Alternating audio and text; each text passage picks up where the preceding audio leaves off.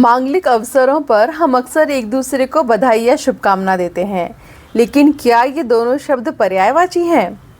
यदि नहीं, तो इनके प्रयोग में क्या अंतर है? आइए इस वीडियो में हम इसी पर बात करते हैं। नमस्कार, कैसे हैं आप सब? आज हम बात करने जा रहे हैं बधाई और शुभकामना इन दो शब्दों पर। इन दोनों शब्दों को थोड़ा तह में जाकर समझने की कोशिश करेंगे। पहले बात करते हैं शुभ कामना की। तो शुभ कामना बना है शुभ और कामना से। तो शुभ का अर्थ क्या होता है? शुभ का अर्थ होता है मंगल या कल्याण, और कामना का अर्थ होता है इच्छा या चाह। तो किसी के शुभ की, किसी के मंगल की, कल्याण की इच्छा या चाह ही शुभ कामना है, और किसी तक अपनी वह इच्छा पहुंचाना होता है शुभ कामना देना। अच्छा, अब यह जो कामना शब्द है ना, ये संस्कृत के कम धातु से बना है। कम का अर्थ होता है किसी चीज़ की चाह करना, किसी से प्रेम करना। तो अब चूंकि इस कामना में प्रेम का, स्नेह का भाव भी है, इसलिए यह सामान्य इच्छा की तुलना में अधिक प्रेम युक्त, अधिक प्रबल इच्छा है। अब पहले बधाई शब्द को देख लेते हैं और फिर इन दोनों शब्दों को उदाहरण के साथ समझेंगे। बधाई शब्द बना है संस्कृत के शब्द वर्धन से। तो इसे अब आप वृद्धि या बढ़ती से जोड़कर देखिए। जब किसी के जीवन में ऐसा मांगलिक अवसर आता है जो उसके जीवन में किसी तरह की प्रगति, बेहतरी या बढ़ोतरी को इंगित करता है, तब हम उसकी खुशी में सम्मिलित होते हैं, और सम्मिलित होकर उसे जो मंगल संदेश देते हैं उसे कहते हैं बधाई। बधाई के साथ एक खास बात यह है कि वह दी भी जाती है और गाई भी जाती है, क्योंकि मांगलिक अवसरों पर, उत्सवों आदि पर गाए जाने वाले गीत भी बधाई कहलाते हैं।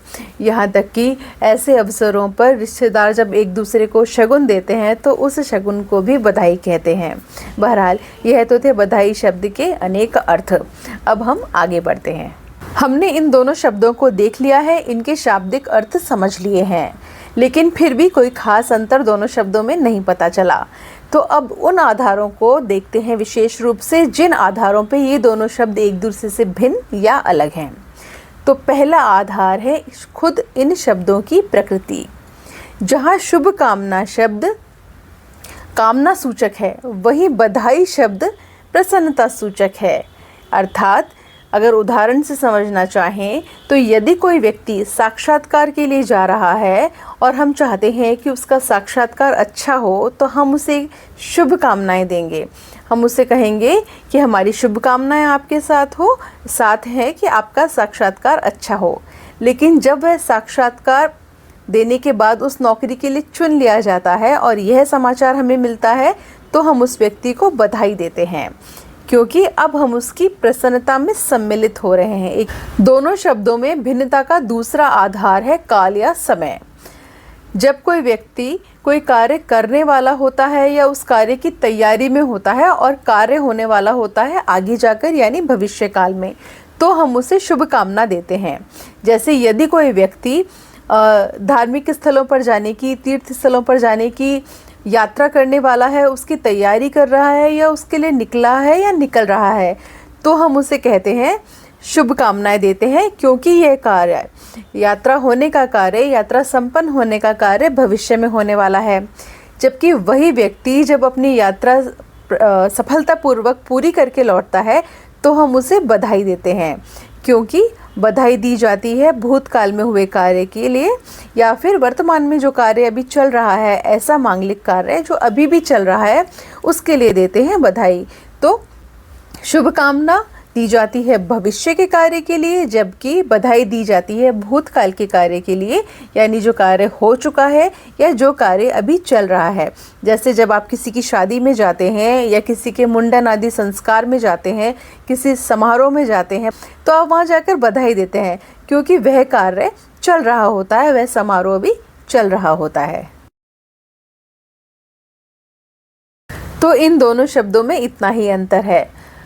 कुल मिलाकर हम कह सकते हैं कि शुभकामना और बधाई दोनों शब्द ही सद्भाव को प्रकट करते हैं, लेकिन अंतर कहाँ है? अंतर यह है कि जब कोई व्यक्ति किसी कार्य को करने वाला होता है, तो उसका वह कार्य सफलतापूर्वक संपन्न हो, अच्छी तरह से हो जाए, ये अपनी यह मंगल कामना जब हम उसे प्रकट करते हैं, तो हम उसे शुभ कामना देते हैं। जबकि जब वही कार्य अच्छी तरह संपन्न हो जाता है, सफलतापूर्वक पूरा हो जाता है, तब हम उस व्यक्ति को उस कार्य की उपलब्धि के लिए बधाई देते हैं। जैसे एक छोटा सा उदाहरण जिसमें ये दोनों ही शब्द प्रयुक्त होते हैं और इन दोनों शब्दों को अच्छी तरह से स्पष्ट भी करते हैं। मान लीजिए आप किसी के विवाह समारोह पर जाते हैं, तो वहाँ जाकर आप नव दंपति को बधाई देते हैं, क्योंकि हमने काल की बात की थी। यहाँ जो है वह कार्य जो है, शादी का जो मंगल कार्य है, वह या तो संपन्न हो चुका है। यदि आप लेट पहुँचे हैं या मान लीजिए आप किसी से शादी के अगले दिन मिलते हैं, तो आप उसे बधाई देते हैं।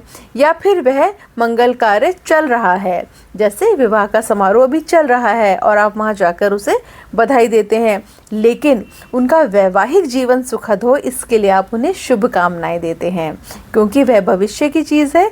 विवाह के बाद ही वैवाहिक जीवन शुरू होगा।